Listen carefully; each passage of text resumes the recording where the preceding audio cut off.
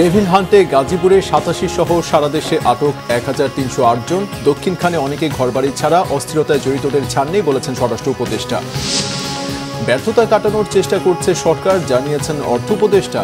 মূল্যস্ফীতি কমবে, আরও কমবে, আশ্বাস প্রধান উপদেষ্টার প্রেস সচিবের। সাফল্য ধরে রাখতে সাবধানে পা ফেলার আহ্বান মির্জা ফখরুলের। ফিরলেন যুক্তরাষ্ট্র থেকে, বিএনপিকে ঘায়েল করার চক্রান্ত দেখছেন নেতারা। ৩২ নম্বর নিয়ে দিল্লির বক্তব্যে বিরক্ত ঢাকা। চীন শর্ত মানলে তিস্তায় মহাপরিকল্পনা, পানি আদায় করেই ছাড়বে সরকার, বলেছেন উপদেষ্টারা। দেখছিলেন ক্রাউন সিমেন্ট সংবাদ শিরোনাম। সারা দেশে যৌথ বাহিনীর সমন্বয়ে চলছে বিশেষ অভিযান অপারেশন ডেভিল হান্ট। সারা দেশে দুপুর পর্যন্ত আটক করা হয়েছে মোট ১৩০৮ জনকে। এর মধ্যে শুধু গাজীপুর থেকেই আটক করা হয়েছে ৮৭ জনকে। আতঙ্ক বিরাজ করছে পুরো দক্ষিণখান এলাকায়। বাড়ি ছেড়েছেন অনেকেই, বেশিরভাগ ঘরেই ঝুলছে তালা, রাস্তাঘাটেও লোকজন কম। এদিকে শিক্ষার্থীদের ওপর হামলার ঘটনায় ২টি মামলা হয়েছে। গাজীপুর থেকে মীর মোহাম্মদ ফারুকের তথ্য ছবিতে ডেস্ক রিপোর্ট। অপারেশন ডেভিল হান্টে গাজীপুরে বেশ তৎপর আইন শৃঙ্খলা বাহিনী। চলছে তল্লাশি, আটক করা হচ্ছে সন্দেহভাজনদের। রবিবার আটকদের হাজির করা হয় আদালতে। এ সময় সাংবাদিকদের লক্ষ্য করে ইটপাটকেল ছোড়ে তারা, হুমকিও দেওয়া হয়। শনিবার সন্ধ্যা থেকে গাজীপুরে চেকপোস্ট বসায় সেনাবাহিনী। মোটরসাইকেল, সিএনজি সহ সড়কে চলাচল করা বিভিন্ন যানবাহন থামিয়ে তল্লাশি করা হয়। অভিযান চালাচ্ছে পুলিশও। শিক্ষার্থীদের ওপর হামলার ঘটনায় ২টি মামলা হয়েছে বলে জানিয়েছে তারা। বিশৃঙ্খলা সৃষ্টিকারীকেই আটক করা হচ্ছে বলে দাবি তাদের। বিভিন্ন অস্থিতিশীল পরিস্থিতি সৃষ্টির জন্য অনেকে আপনার বিভিন্নভাবে পায়তারা করছে, বা বিভিন্ন পরিস্থিতি ঘোলাটে করার জন্য অনেকে আপনার বিভিন্ন পরিস্থিতি সৃষ্টি করার জন্য অপচেষ্টা করে যাচ্ছে।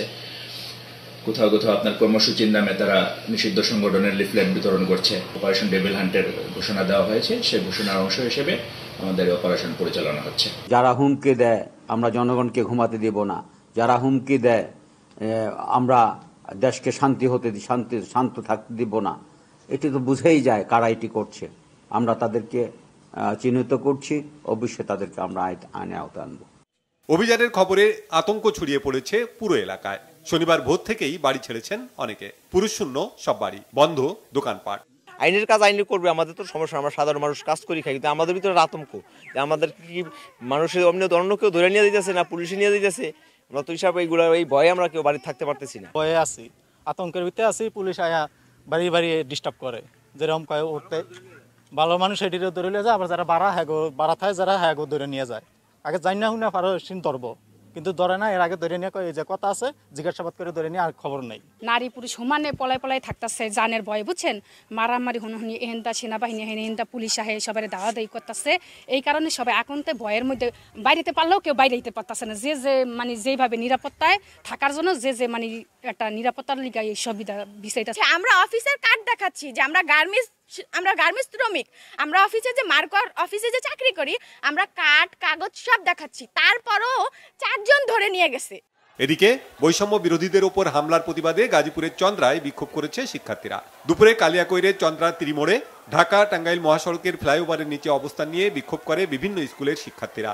আওয়ামী লীগ, যুবলীগ ও নিষিদ্ধ ঘোষিত ছাত্রলীগ কর্মীদের দ্রুত গ্রেপ্তার ও বিচারের দাবি জানায় তারা।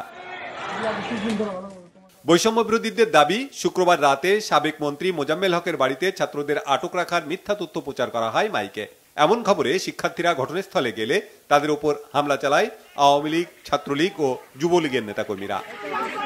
Banglavision news desk.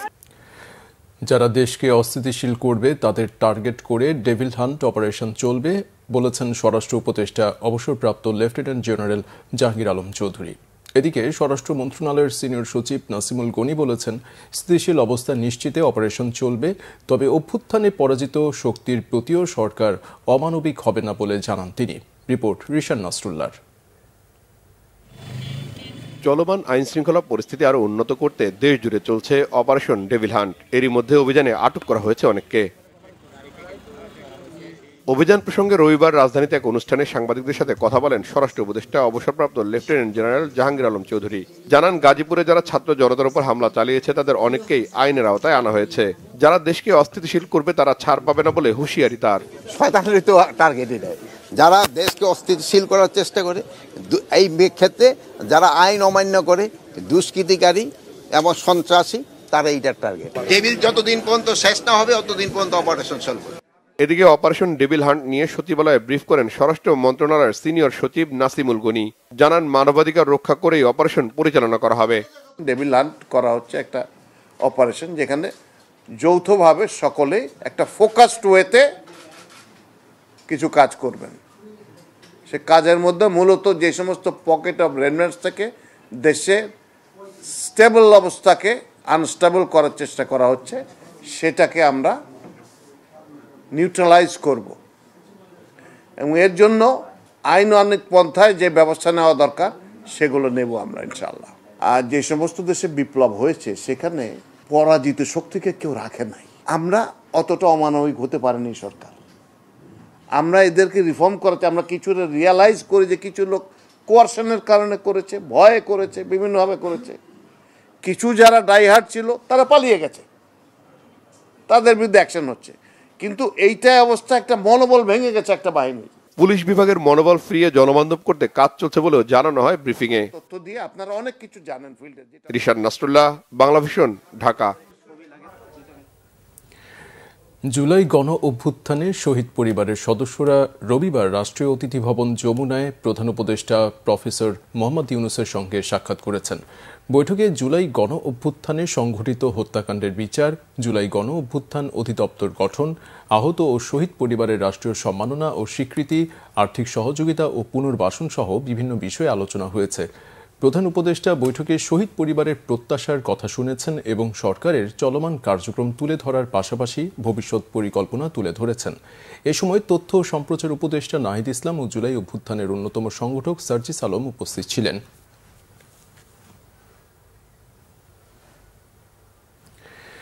অন্তর্বর্তী সরকারের যে ব্যর্থতা রয়েছে তা কাটিয়ে ওঠার চেষ্টা চলছে বলে জানিয়েছেন অর্থ উপদেষ্টা সালেউদ্দিন আহমেদ। বলেন, এই সরকার বড় বড় সংস্কারের মতো অনেক কিছুই করতে পারবে না, কিন্তু পদচিহ্ন রেখে যেতে চায়। আহ্বান জানান পরে যারা আসবেন তারা যেন সংস্কার অব্যাহত রাখেন। রবিবার সচিবালয়ে বাংলাদেশ সেক্রেটারিয়েট রিপোর্টার্স ফোরাম আয়োজিত এক কর্মশালায় অর্থ উপদেষ্টা বলেন, অনেকে ভাবেন 6 মাসে কিছুই হয়নি। যারা বলেন তাদের মতো দক্ষ না হলেও চেষ্টা করছে সরকার। তিনি বলেন, দেশের অর্থনীতি পুরোপুরি ঠিক না হলেও স্থিতিশীল অবস্থায় আছে, দাতারাও সন্তুষ্ট। এক প্রশ্নের জবাবে উপদেষ্টা বলেন, সব ভ্যাট কমিয়ে দিলে সরকারের আয় কমে যাবে। জানান, সরকারি কর্মকর্তা কর্মচারীদের মহার্ঘ ভাতার বিষয়ে এখনও সিদ্ধান্ত হয়নি। সৌদি আরব সহ বিভিন্ন দেশে থাকা অবৈধ কর্মীদের ব্যাপারে সরকার চিন্তাভাবনা করছে জানিয়ে উপদেষ্টা বলেন, রেমিটেন্স সরাসরি না পাঠিয়ে হুন্ডিতে পাঠানো হলে রিজার্ভে টাকাটি যুক্ত হয় না। আমার সঙ্গে ভ্যাট করেছি, সেখানে বহু কথাবার্তা হচ্ছে, এখনও হচ্ছে। তারপরে আবার বিভিন্ন রকম ডিসিশন নিচ্ছি। কিছু যদি ভুল হয়, কিছু কিছু আমাদেরও আড়ালে চলে যায়, তখন হয়তো আপনারা যখন বলেন তো আমরা চেষ্টা করি সেটাকে অ্যাড্রেস। সরকারি যে কোনো আয় ব্যয় একটা ব্যালেন্স করতে হয়, সবসময় একেবারে যুক্তিসঙ্গত যে হবে তা না। আমরা অনেক চাপের মধ্যে আছি।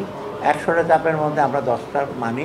একটা কল্যাণমুখী রাষ্ট্র এবং সমতাভিত্তিক রাষ্ট্র করার যেটা আমাদের অঙ্গীকার, সেটা অনেক দূরে। সেটা পলিটিক্যাল গভর্নমেন্ট করতেই হবে, উপায় নাই।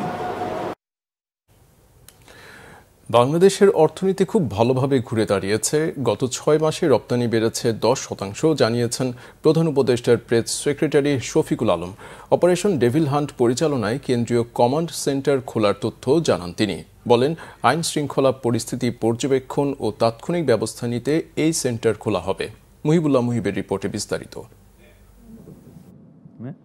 রাজধানীর ফরেন সার্ভিস একাডেমিতে সাংবাদিকদের সাথে কথা বলেন প্রধান উপদেষ্টার প্রেস সেক্রেটারি শফিকুল আলম। কথা বলেন মূল্যস্ফীতি, দ্রব্যমূল্য সহ কম গুরুত্বপূর্ণ প্রকল্প বন্ধে সরকারের নেয়া সিদ্ধান্ত প্রসঙ্গে। শফিকুল আলম বলেন, মূল্যস্ফীতি কমে এসেছে, জুলাই নাগাদ তা নেমে আসবে 7.5%। মিটিংয়ে যারা ছিলেন তারা বলেছেন যে বাংলাদেশের ইকোনমি ঘুরে দাঁড়িয়েছে।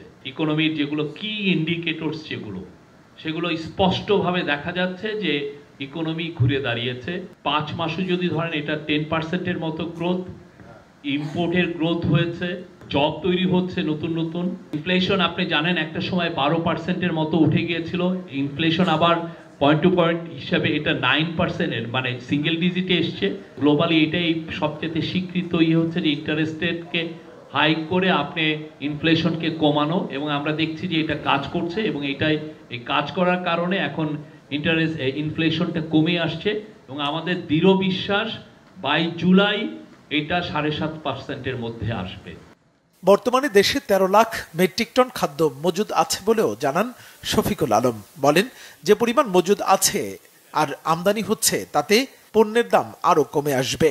দেশের ব্যাংক খাত ও অর্থ পাচারে জড়িতদের বিরুদ্ধে সরকারের কঠোর অবস্থানের কথাও তুলে ধরেন তিনি। আজকে 6টায় এই কমান্ড সেন্টারটা তার কাজ শুরু করছে, এবং এইখানে রেগুলার যেগুলো আইন শৃঙ্খলা বাহিনী যেগুলো আছে, যেগুলো হোম মিনিস্ট্রির সাথে যুক্ত, পুলিশ আছে, বিজিবি আছে, কোস্টগার্ড আছে, র্যাব আছে, এদের বাইরে আপনারা জানেন আর্ম ফোর্সেস ল এনফোর্সিং এর কাজ করছে, তাদেরকে ম্যাজিস্ট্রেসি পাওয়ারও দেওয়া হয়েছে সেই অগাস্ট মাসের থেকে। তো আমরা আশা করছি যে এর ফলে বাংলাদেশে আইন শৃঙ্খলা পরিস্থিতি আরও উন্নত হবে এবং খুব কুইক রেসপন্স করা যাবে। পুরো জায়গায় যদি দেখা যায় যে কোনো আইন শৃঙ্খলা পরিস্থিতির অবনতি হওয়ার একটা আশঙ্কা হচ্ছে, সেখানে এই কুইক রেসপন্স করবেন তারা। বাজার থেকে হঠাৎ সয়াবিন তেল উধাও প্রসঙ্গে প্রেস সচিব বলেন, সরবরাহ ঠিক থাকলে মজুতদাররা সুবিধা করতে পারবে না। বাণিজ্য মন্ত্রণালয় কঠোর ব্যবস্থা নিচ্ছে বলেও জানান শফিকুল আলম। মুহিবুল্লাহ মুহিব, বাংলা ভিশন, ঢাকা।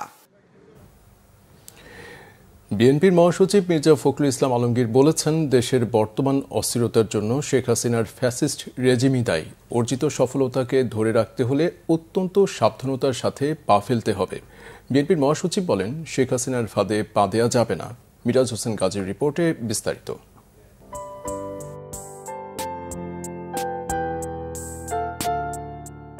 যুক্তরাষ্ট্রে ন্যাশনাল প্রেয়ার ব্রেকফাস্ট অনুষ্ঠানের মাধ্যমে রাজনৈতিক কোনো আনুষ্ঠানিকতায় অভিষেক ঘটল বিএনপির ভারপ্রাপ্ত চেয়ারম্যান তারেক রহমানের মেয়ে ব্যারিস্টার জাইমা রহমানের।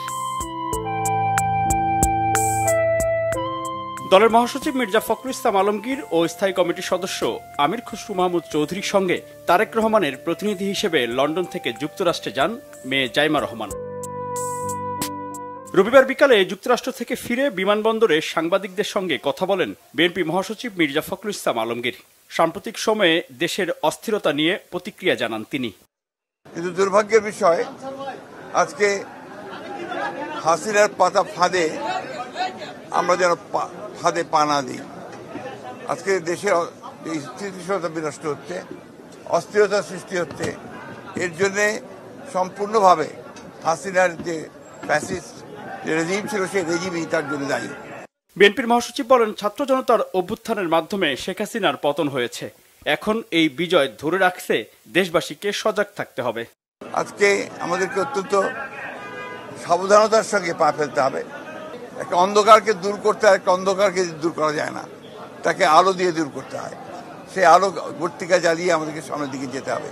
আমরা সংশ্লিষ্ট সকলের কাছে আহ্বান জানাতে চাই যে সবাই একযোগে ঐক্যবদ্ধ হয়ে এই দেশের স্বাধীনতা সার্বভৌমত্ব রক্ষা করার জন্য, স্থিরতা রক্ষার জন্য, ফ্যাসিস্টদের বিরুদ্ধে গণতন্ত্রকে প্রতিষ্ঠা করবার জন্য তাদের কাজ অব্যাহত রাখবে। অপারেশন ডেভিল হান্ট, এটা কি ভাই? আমরা তো বাইরে ছিলাম, ডেভিল হান্ট জানি না। ডেভিল তো একমাত্র অপারেশন ডেভিল হান্ট তো আমরা ফ্যাসিস্ট সরকারকেই জানি। এতদিনের পরে এতদিনও একটা বোধোদয় হয়েছে, সেই জন্য ধন্যবাদ জানাচ্ছি। 2 ফেব্রুয়ারি যুক্তরাষ্ট্র গিয়েছিলেন বিএনপির এদু শীর্ষ নেতা। মিরাজ হোসেন গাজী, বাংলা ভিশন, ঢাকা।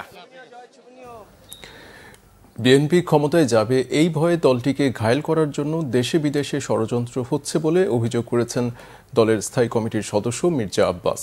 বলেন, বিভিন্নভাবে দোষারোপ করা হচ্ছে। বিএনপিকে ইসলাম বিরোধী দল হিসেবেও বলার চেষ্টা করা হচ্ছে। বিএনপি নিলে চাঁদা আর তারা নিলে হাদিয়া। গ্যালমান শফির রিপোর্ট। বিকেলে রাজধানীর সেগুনবাগিচা এলাকায় বিএনপির ভারপ্রাপ্ত চেয়ারম্যান তারেক রহমানের 31 দফা কর্মশালার আয়োজন করে ঢাকা মহানগর দক্ষিণ বিএনপি। কর্মশালায় 31 দফার বিস্তারিত তুলে ধরেন বিএনপির আন্তর্জাতিক বিষয়ক কমিটির সদস্য ইঞ্জিনিয়ার ইশরাক হোসেন। আগামী নির্বাচনের আগে সারা দেশের ঘরে ঘরে 31 দফার বিষয়ে তুলে ধরার আহ্বান জানান তিনি। এটি বাংলাদেশের জনগণের, বাংলাদেশ রাষ্ট্রের প্রয়োজনে, রাষ্ট্রের জন্যে এই 31 দফার ঘোষণা করা হয়েছে। এটির প্রয়োজনীয়তা কেন হয়েছে? কারণ বাংলাদেশ রাষ্ট্রটিকে বিগত 16 বছরে খুনি স্বৈরাচারী পতিত ফ্যাসিস্ট হাসিনা এবং আওয়ামী লীগ সরকার সম্পূর্ণরূপে ধ্বংস করে রাষ্ট্র, সরকার, দল সকল কিছুকে একসাথে মিলেমিশে একাকার করে ফেলেছিল। আমাদের এই দফাতে নারীর ক্ষমতায়নের কথা বলা হয়েছে। কারণ আমরা জানি আমাদের দেশের অর্ধেক মানুষ পুরুষ, অর্ধেক নারী।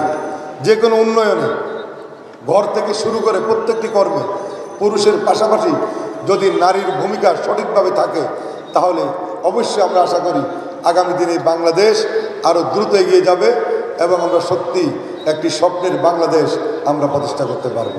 ফ্যাসিস্ট আওয়ামী লীগ সরকারের পতনের পেছনে বিএনপির বলিষ্ঠ ভূমিকার কথা উল্লেখ করে দলটির স্থায়ী কমিটির সদস্য মির্জা আব্বাস বলেন, নির্বাচন নিয়ে বিএনপি কথা বললে অনেকের গাত্রদাহ হয়।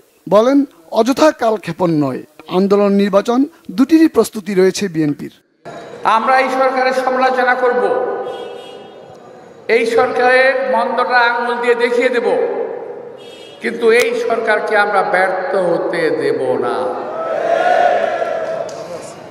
এই সরকারের ব্যর্থতার সঙ্গে এই দেশের স্বাধীনতা সার্বভৌমত্বের সম্পর্ক রয়ে গেছে। এই দেশের মানুষের গণতন্ত্রের কথা রয়ে গেছে, কথা বলার অধিকারের কথা আছে। সুতরাং এই সরকারকে সঠিক রাস্তায় চালানো হলো বিএনপির মূল লক্ষ্য। এই সরকারকে বিভ্রান্ত করা নয়, এই সরকারের খামাখাই সমালোচনা করা নয়, এই সরকারকে সঠিক রাস্তা দেখানোই আজকে উদ্দেশ্য। বিএনপিকে তারা বিভিন্নভাবে কালিমালিপ্ত দোষারোপ করার চেষ্টা করছে। আর আমরা একটা কথা বলতে চাই, এই সমস্ত কথাবার্তা বলে বিএনপির নামে চাঁদা আর আপনার নিলে হাদিয়া, এমন কথাবার্তা বলা তো ঠিক না। বিএনপি কোনো হাদিয়াও নেয় না, চাঁদাও নেয় না, এই বদনাম বিএনপি নাই। আপনারা নতুন করে দেওয়ার চেষ্টা করছেন। বিদেশিদের পরামর্শ শুনে দেশকে অস্থিতিশীল না করার আহ্বান জানান মির্জা আব্বাস। গেলমান শফি, বাংলা ভিশন, ঢাকা। বিএনপির স্থায়ী কমিটির সদস্য নজরুল ইসলাম খান বলেছেন, সংস্কার কমিশনের কোনো প্রস্তাব সুষ্ঠু নির্বাচনের জন্য বাধা হলে তারাও বাধা দেবেন। রবিবার নির্বাচন কমিশনের সাথে বৈঠক শেষে সাংবাদিকদের এক প্রশ্নের জবাবে তিনি এ কথা বলেন। 5 আগস্ট পরিবর্তিত পরিস্থিতিতে নতুন নির্বাচন কমিশন গঠন হবার পর প্রথমবারের মতো বিএনপির প্রতিনিধি দল যায় নির্বাচন কমিশনে। রবিবার বিকাল 3টার আগেই তারা সেখানে পৌঁছান, বসেন প্রধান নির্বাচন কমিশনার এএমএম নাসির উদ্দিনের রুমে। বিকাল 3:30টার দিকে অন্য কমিশনাররা এলে বিএনপি প্রতিনিধি দল কমিশনের সভাকক্ষে বৈঠকে বসেন।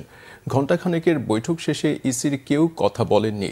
বিএনপির পক্ষ থেকে নজরুল ইসলাম খান জানান, নির্বাচন প্রশ্নেই আলোচনা করেছেন তারা। কমিশন কি কার্যক্রম করছেন সেটিও জানতে চেয়েছেন তারা। এক প্রশ্নের জবাবে নজরুল ইসলাম খান জানান, পরিবর্তিত পরিস্থিতিতে কমিশন চাইলেও কিছু করতে পারে না, অনেক কিছু নির্ভর করে অন্তর্বর্তী সরকারের ওপর।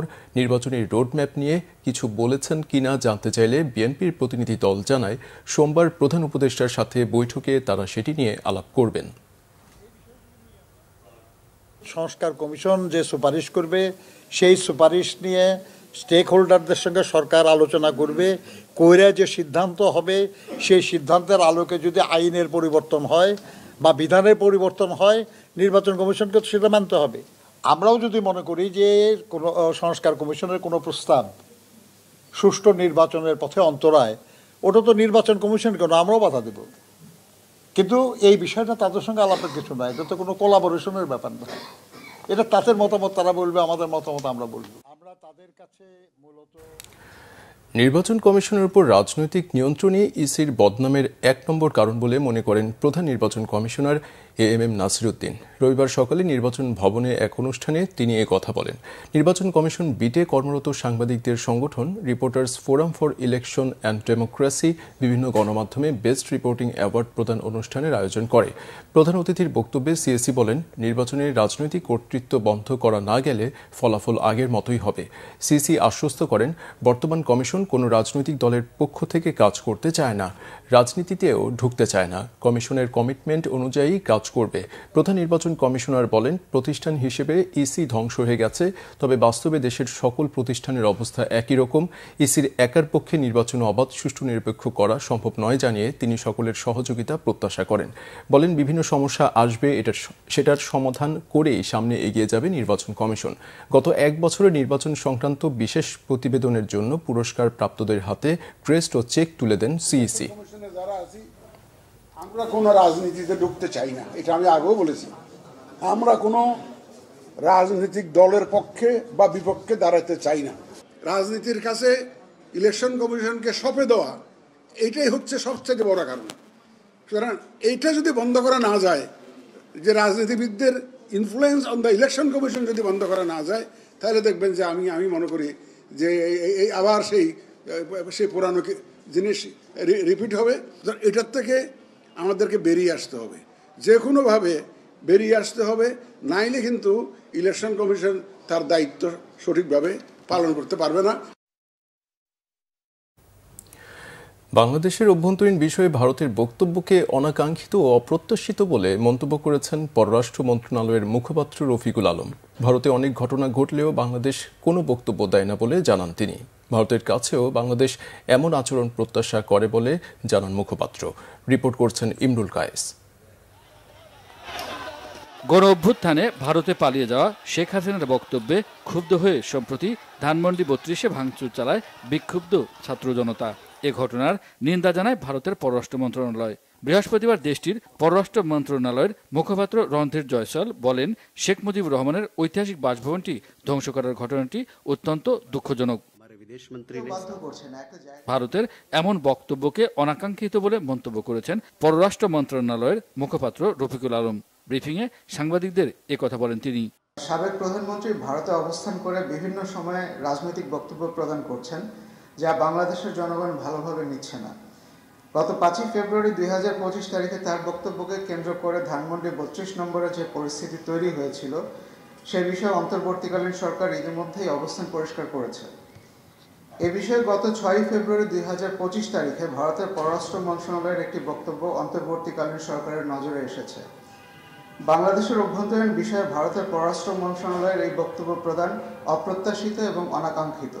তিনি জানান, ভারত বাংলাদেশের অভ্যন্তরীণ বিষয়ে কোনো বক্তব্য দেবে না, এমনটাই প্রত্যাশা সরকারের। আমরা প্রতিবেশী দেশটিতে নানা ধরনের বিরূপ পরিস্থিতির উদ্ভব হতে দেখেছি, কিন্তু বাংলাদেশ কোনো রাষ্ট্রের অভ্যন্তরীণ বিষয়ে সরকারিভাবে কোনো বক্তব্য প্রদান করে না। অন্যদের কাছ থেকেও বাংলাদেশ একই ধরনের আচরণ আশা করে। ইউরোপ পাঠানোর নামে প্রতারণা করে কয়েকজন বাংলাদেশিকে যারা রাশিয়া যুদ্ধে পাঠিয়েছে তাদের বিরুদ্ধে ব্যবস্থা নেওয়া হবে বলে জানান রফিকুল আলম। ইমরুল কায়েস, বাংলাভিশন, ঢাকা। মৌলিক সংস্কার ছাড়া এ মুহূর্তে নির্বাচন হলে সেটি হবে নির্বাচনকে হত্যা, এমন মন্তব্য করেছেন জামাতে ইসলামের আমির ডাক্তার শফিকুর রহমান। রবিবার সিলেটে সাংবাদিকদের সাথে আলাপকালে তিনি এমন মন্তব্য করেন। বলেন, একটি বড় গণহত্যার পর সুষ্ঠু পরিবেশ ফিরিয়ে আনার পরই নির্বাচন দেওয়া উচিত। বিকেলে সিলেট কেন্দ্রীয় সাহিত্য সংসদের শহীদ সোলেমান হলে ৬ষ্ঠ থেকে ১০ম শ্রেণীর শিক্ষার্থীদের মধ্যে শিক্ষা উপকরণ বিতরণ করে সিলেট মহানগর জামাত। অনুষ্ঠানে প্রধান অতিথি ছিলেন জামাত আমির ডাক্তার শফিকুর রহমান। সাংবাদিকদের প্রশ্নের জবাবে তিনি বলেন, স্বাধীনতার পর থেকে বাংলাদেশের আইন শৃঙ্খলা পরিস্থিতি কখনোই ভালো ছিল না, কারণ দেশের রাজনীতিকদের মধ্যে কোনো স্বচ্ছতা নেই। অতীত অবদানের জন্য জামাতের ওপর জনগণের আস্থা নেই। উপদেষ্টা নাহিদ ইসলামের এমন মন্তব্যের জবাবে তিনি বলেন, জামাত অতীত নিয়ে কামড়াকামড়ি করে না। সত্যিকারের ডেভিলদের হান্ট করা হলে অপারেশন ডেভিল হান্টকে সমর্থন দিয়ে যাবেন বলেও জানান জামাতের আমির।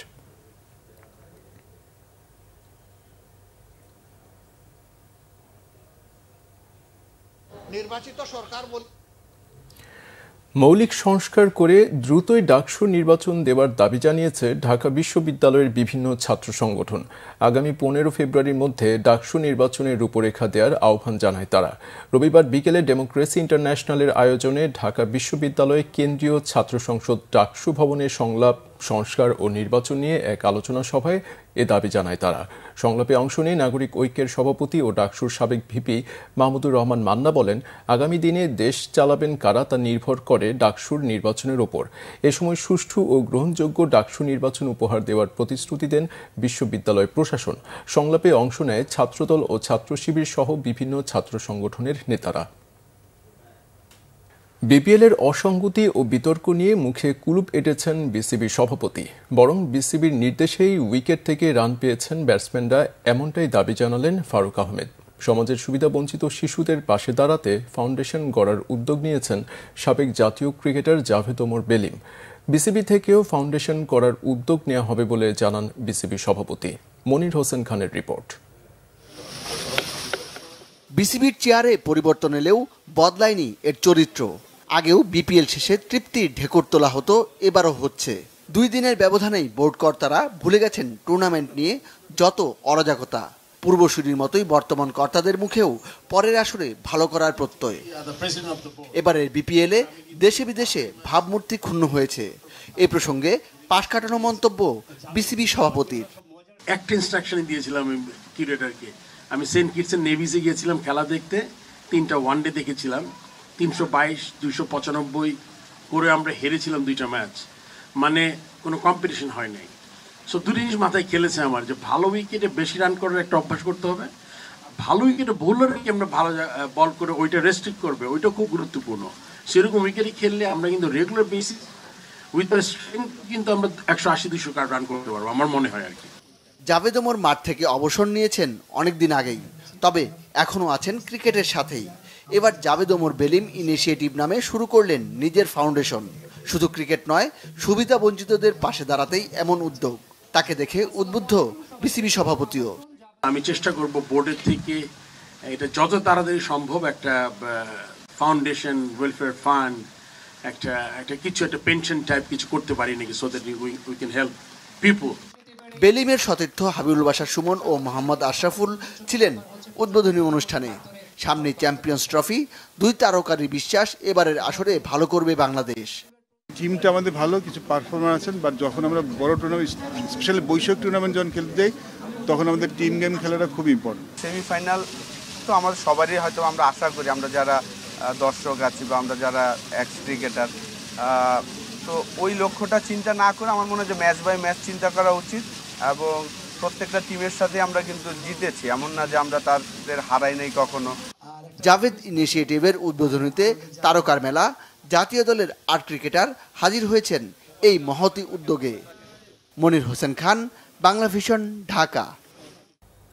সংবাদ শেষ করছি ক্রাউন সিমেন্ট শিরোনামগুলো আরেকবার জানিয়ে দিয়ে। ডেভিল হান্টে গাজীপুরে 87 সহ সারা দেশে আটক 1308 জন। দক্ষিণখানে অনেকে ঘরবাড়ি ছাড়া, অস্থিরতায় জড়িতদের ছাড় নেই বলেছেন স্বরাষ্ট্র উপদেষ্টা। ব্যর্থতা কাটানোর চেষ্টা করছে সরকার, জানিয়েছেন অর্থ উপদেষ্টা। মূল্যস্ফীতি কমবে, আরও কমবে, আশ্বাস প্রধান উপদেষ্টার প্রেস সচিবের। সাফল্য ধরে রাখতে সাবধানে পা ফেলার আহ্বান মির্জা ফখরুলের। ফিরলেন যুক্তরাষ্ট্র থেকে, বিএনপিকে ঘায়েল করার চক্রান্ত দেখছেন নেতারা। 32 নম্বর নিয়ে দিল্লির বক্তব্যে বিরক্ত ঢাকা। চীন শর্ত মানলে তিস্তায় মহাপরিকল্পনা, পানি আদায় করেই ছাড়বে সরকার, বলেছেন উপদেষ্টারা। এই ছিল এখনকার মতো। পরের সংবাদ সকাল 7:30টায়। এছাড়া বাংলা ভিশন সংবাদ ও সংবাদ সংশ্লিষ্ট অনুষ্ঠান দেখতে ভিজিট করুন www.bvnews24.com ও facebook.com/banglavisionnews এবং সাবস্ক্রাইব করুন youtube.com/banglavisionnews। এতক্ষণ সাথে থাকায় ধন্যবাদ।